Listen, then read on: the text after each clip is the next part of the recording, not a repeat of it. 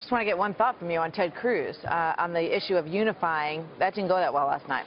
No, it didn't. It was a mistake on everybody's part. Mistake to let him speak. They should have looked at his speech in advance, and if they knew in advance what he was going to say, that wasn't helpful. The story out of last night and this morning is Ted Cruz, not Mike Pence.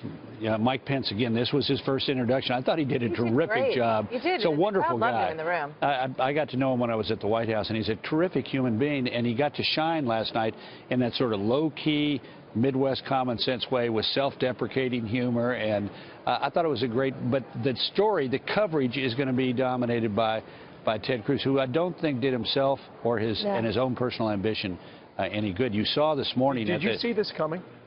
I didn't. You know, in fact, Kilmeade and I have been talking about this for weeks. Kilmeade is Brian Kilmeade, your colleague, our colleague, said, I don't think he's going to do it. I thought he would, because, look, Ted Cruz has got ambition. He wants to run. He's restructured his entire Senate operation and his political apparatus to run in 2020, whatever the circumstances are.